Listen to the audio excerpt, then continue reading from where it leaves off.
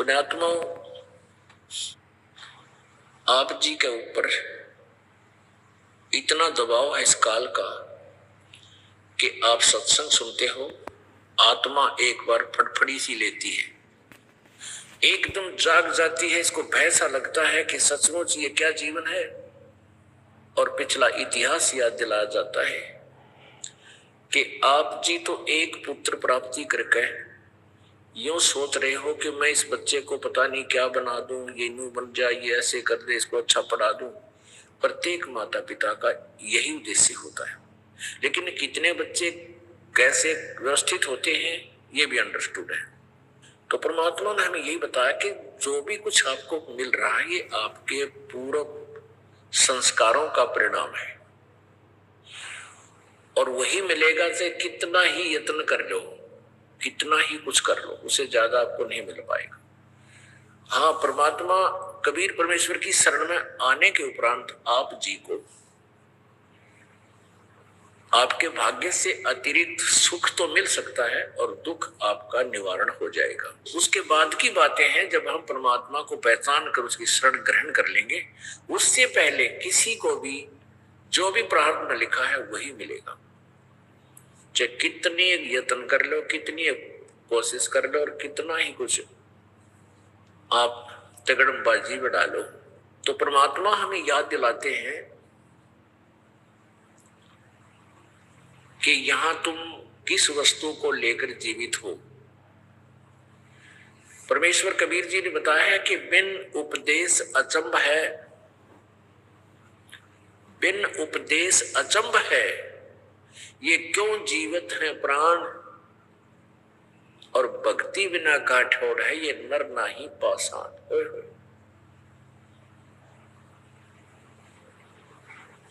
कितनी गहरी बात कही है कि बिना परमात्मा के नाम के ये प्राणी जीवित भी किस आशा के ऊपर है।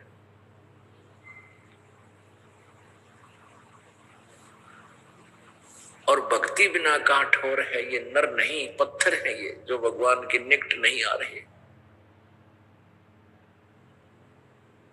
अगम निगम को खोज ले और बुद्धि विवेक विचारे, उदय अस्त का राज मिले है तो बिन नाम बेगारे। परमात्मा कितनी प्यारी बात कहते हैं। पुण्यात्माओं, आप जी के ऊपर इतना नशा कर रखा है इस काल में, 3 इंजेक्शन लगा रखे हैं जन्म होते ही, और फिर रह रहकर फिर बौछार होती रहती है। रजगुण ब्रह्मा जी से, सतगुण विष्णु जी से, तमगुण शिव जी से। और हम इतना कुछ ज्ञान सुनकर भी थोड़ा सा एक बार अंगड़ाई सी लेती है ये आत्मा, और जो ही सत्संग बंद होता है उसके बाद फिर वही ये कर दूं, वो कर दूं, चल भाग जल्दी, चलो वहां चलेंगे, वो करेंगे, अन्ना जाने घर पहुंचन पावा कि ना पावा पर प्राणी। तो हमारी इतनी भूल डाल दी, इतना प्रेशर दे दिया इस प्राणी ने। तो परमात्मा फिर अपने जैक से इस प्रेशर को उठाता है, हमारी बुद्धि को क्या बताता है, अगम निगम को खोज ले बुद्धि विवेक विचारे, उदय अस्त का राज मिले है तो बिन नाम बेगारे। ओहो, बेगार कहते हैं 3 लोक का राज जीव को जय कोई दे, और लाख बधाई के करे जय नहीं नाम तेरे।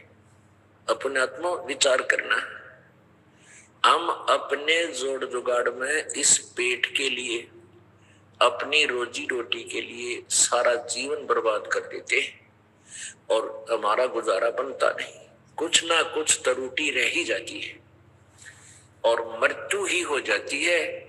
लेकिन हम जो सोच रहे होते हैं वो कंप्लीट नहीं होता, और हो भी नहीं सकता, क्योंकि हम ऐसे स्थान पर रह रहे हैं जैसे सन 2000 के अंदर 26 जनवरी का वो दुखमय दुखदायी दिन आज भी हर जैसे हटता नहीं। भारतवर्ष अपना गणतंत्र दिवस मना रहा था, और सुबह सुबह 8 बजे एक भूकंप आया गुजरात में। 3-3, 4-4 मंजिल के मकान बना रखे थे, कोठी, जिसमें सारा जीवन खो दिया था बनाते बनाते। और वो भूकंप के अंदर वो पूरा शहर का शहर नीचे उथल पुथल हो गया, दब गए। उसी उन्हीं महलों के अंदर, मकानों कोठियों के अंदर दब कर मर गए वो। व्यक्ति जो सारा जीवन कोठिया बनाने पर लगे रहे। ओए होए भक्तात्माओं, ये सत्संग के जो वचन है परमात्मा की अमृतवाणी के, ये एंटीबायोटिक है। ये हमारे नशे को उतार देंगे, लेकिन हमने प्रॉपरली ट्रीटमेंट कराना पड़ेगा, लगातार यहाँ आना पड़ेगा। सत्संग से जाने के बाद तो वह संसारिक व्यक्ति ही आपको मिलते हैं। उसने एक कोठी बना ली, उसने कार ले ली, उसका लड़का नौकरी लग गया, उसके लड़के ने इतनी कमाई कर दी है, उसने ऐसा कर दिया, यानी वो इंजेक्शन आपके वहां जाते ही लगने शुरू हो जाते हैं। और यहाँ आकर के हम एंटीबायोटिक इंजेक्शन देते हैं आपको, कि वो क्या बताते हैं,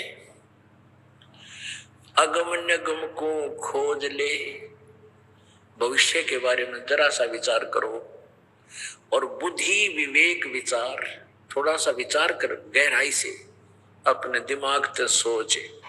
उदय अस्त का राज मिले तो बिन नाम बेगारे।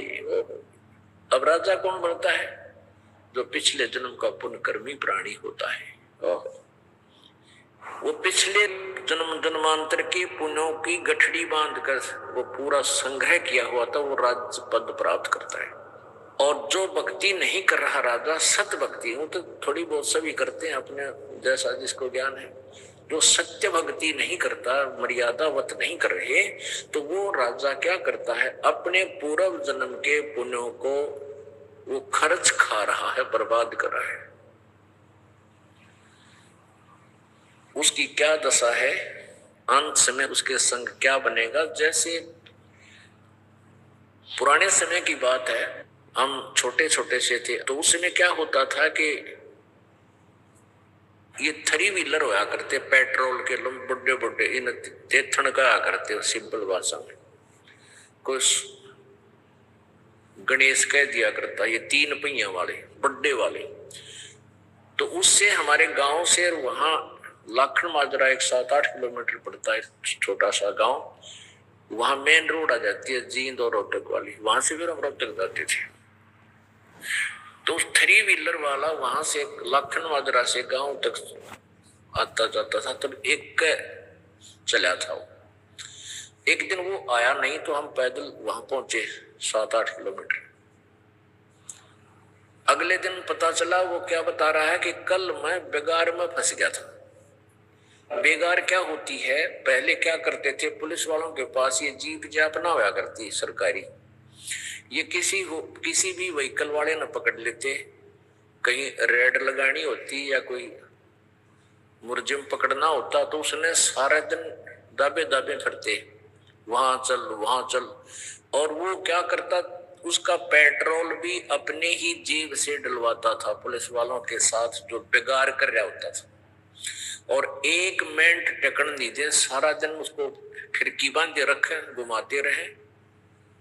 और शाम ने उनकी मर्जी, 7 बजे छोड़े का 8 बजे छोड़े उसको, तब वो घर आकर पड़े। तो उसने क्या बताया कि कल 200 रुपए का पेट्रोल तो जेब खर्च हो गया, और सारा दिन तो पहिया इधर से उधर, उधर चलो उधर चलो, सारी दिन बेगार कर आया हूं। यानी 200 रुपये घर, उस समय 200 रुपये बहुत होते थे, 200 रुपये का पेट्रोल घर से खर्च दिया, और सारा दिन पहिया टेक्या नहीं, जैसे बहुत स्पीड से चल रहा है, बड़ी कमाई कर रहा होगा, यानी क्योंकि उनके पहिया कमाई माना करते थे उधर। और अंत में घर पे गया, जब 200 रुपये घर पे खर्च के गया, वह जेब खत्म करके गया। तो ऐसे ही वो राजा जो भक्ति नहीं करता, वो सारा दिन हमने ये दिखा है जैसे ये बहुत बड़ा इधर जा रहा है, वो करती गाड़ियां पीछे चल रही है, सर पता नहीं है हेलीकॉप्टर चल रहा है। यो तो बेगार करे है, अपने 200 रुपये खर्च के और मुंह लटका के घर ने जाएगा, यानी अपने पुण्य समाप्त बर्बाद करके ये खाली होकर जाएगा, बेगार कर रहा है। इस बेगार को आप समझ गए होगे, इस डेफिनेशन डिफाइन जो करती है। तो यहां परमात्मा कहते हैं अगम निगम को खोज ले, बुद्धि विवेक विचार, और उदय अस्त का राज मिले तो बिन नाम बेगार। अपने पुण्यों को बर्बाद कर रहा है, और सारा दिन पंजा टेकता नहीं, नून भाग ले इधर भाग ले, सौ टेंशन उसके माइंड में रहती है, सौ टेंशन। दारू पी का पांडा छुटा हुआ रात में। और वर्तमान के तो बुरा हाल हो रहा है इन लोगों का। ये बेसिक मंत्री मुख्यमंत्री बने फिरते हो, प्रधानमंत्री, इनको एक पल की चैन नहीं है, शांति हो सके इस माया, जहां माया का समावेश है वहां आग लगी पड़ी है सबके प्राणी, सब प्राणियों। और बुद्धिमान राजाओं ने तो राज त्याग दिए थे शांति प्राप्ति और परमात्मा के पाने के लिए। लेकिन राज त्याग देने मात्र से प्रभु नहीं मिलते, उनके पाने का तरीका कुछ विशेष है। उसको हम अपने कर्तव्य कर्म करते हुए भी, अपने जो कर्म योगी होकर भी हम परमात्मा प्राप्ति कर सकते हैं। अब क्या बताना चाहते हैं प्रभु? तीन लोक का राज जीव को जय कोई देवे, तीन लोक का राज जीव को जय कोई दे, और लाख बधाई के करज नहीं नाम देने। यदि कोई राज्य प्राप्त करता है अपने पुण्य से, और यदि उसके पास भक्ति मार्ग नहीं है, कहते हैं जो व्यर्थ है उसका जीवन। तो पुण्यात्माओं, आप बहुत ही पुण्यकर्मी प्राणी हो जो सत्संग में पहुंच गए। ये परमात्मा कबीर जी की रजा है, और उन पुण्यात्माओं पर होती है जो उसके अति प्रिय होते हैं। सकल पदार्थ है जग माही, पर भाग बिना नर पावे नाही। आपकी बहुत पुण्य है, आप नहीं जान सकते आपकी किस्मत को, क्योंकि लाल को स्वयं मालूम नहीं तेरी कितनी कीमत है। जौहरी बताया करे, ये दास जौहरी है, और आप जी की पिछले पुण्य कितने हैं ये आपको नहीं मालूम। लखबर सूरा जूझ ही लखबर सावत दे, लखबर यति जहान में जो तो सतगुरु शरणा ले। न जाने कितने जन्मों से आप पुण्य कर्मी प्राणी रहे हो, प्रभु की शरण में रहे हो, साधनाएं की, फिर भूल भाल के बीच में छोड़ छाड़ के वो कर, उन संस्कारों से आपको न जाने कितनी अच्छी अच्छी पद पोस्टें मिली हैं। इंद्र कुबेर ईश की पदवी ब्रह्मा वन ब्रह्मराया, विष्णुनाथ के लोक को जाकर फिर भी उल्टा आया। होय होय। यानी इतनी अच्छी पुण्यकर्मी प्राणी भी आप रहे हो, ब्रह्मा विष्णु महेश की पदवी भी आपने प्राप्त की है। ओहो। और आज फिर घसियारे हो गए हम, आज फिर एक एक पैसे को तरस रहे हैं, क्योंकि हम यहाँ पुण्य करते हैं, भक्ति करते हैं, स्वर्ग में बर्बाद कर देते हैं, राजा बन जाते हैं और देवता बन जाते हैं, और अपने पुण्यों को बर्बाद करके फिर भिखारी बन जाते हैं। इस चक्कर को परमात्मा ने आके हमें समझाया है। तो क्या बताते हैं, परमेश्वर ने आके आवाज लगाई, चारों युग में संत पुकारे, कूक कया हम हेल रे, हीरे माणिक मोती बरसे, ये जग चुभता डेल रे। परमात्मा परमेश्वर कबीर जी कहते हैं कि चारों युगों में मेरे द्वारा दिए गए ज्ञान को मेरी प्यारी आत्मा, उन श्रेष्ठ आत्माओं संतों ने भी आवाज लगाई, रुक के मारे हेले दिए, और मैंने भी आवाज लगा लगा के जगह जगह खड़ा होकर के अब ऊंची आवाज में गा गा के तुम्हें ये ज्ञान दिया। लेकिन हमें ना पहचान कर तुम इस शास्त्र साधना रूपी डलेट हो रहे हो, जिससे तुम्हारे साथ कितना कष्ट हुआ, कितना दुख हुआ।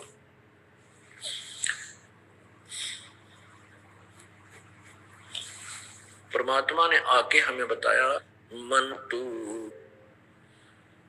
चल रे सुख के सागर, जहां शब्द सिंधु रत्नागर। मन तू चल रे सुख के सागर, जहां शब्द सिंधु रत्नागर। चल रे सुख के सागर है,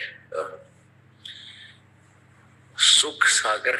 सागर तो आप समझते हो समुद्र, समुद्र में आप जब जहाज में कोई बैठकर गया हो और चला जा 200 किलोमीटर समुद्र के बीच में, समुद्र में, तो वहां फिर कुछ दिखाई नहीं देता, केवल जल ही जल, जल ही जल, जल ही जल, या वो जहाज दिखाई देता है।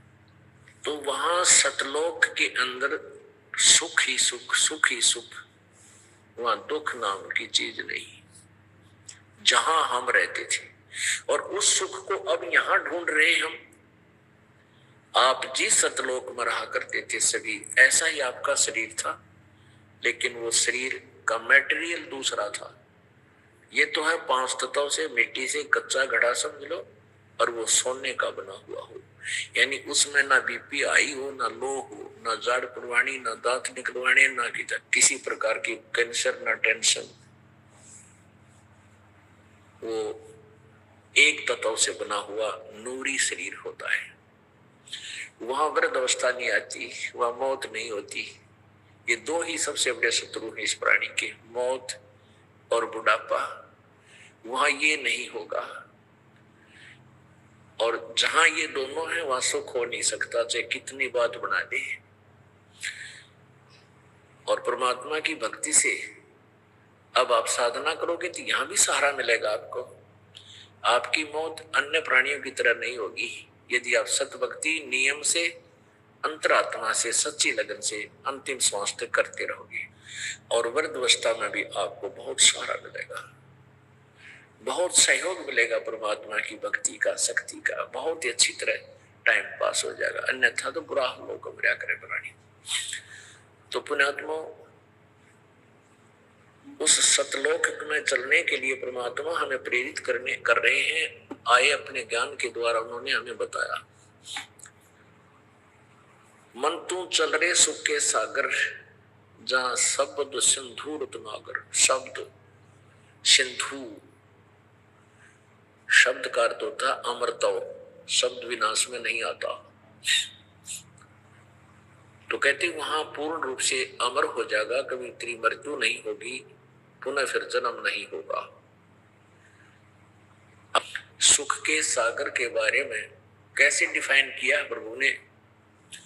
शंखों लहर मेहर की उपजे, कहर नहीं जा कोई, दास गरीब अचल अविनाशी, सुख का सागर सोई। कभी आप एकांत में बिल्कुल शांत वातावरण में बैठे हो, अकेले हो, एक ऐसी हिलोर अंदर से उठती है, ना कोई शत्रु नजर आता है, ना किसी के साथ विरोध रहता है, सब अपने से महसूस होते, इतना आनंद आता है। ओहो, कोशिश करने पर भी किसी के प्रति राग द्वेष नहीं बनता, लेकिन वो होती है थोड़े से समय की, फिर उसके बाद फिर वही कहर टूट जाता है, उसको ऐसे कर दूंगा, उसको ऐसे कर दूंगा, वो नुकसान हो गया, फलाना ऐसा हो गया।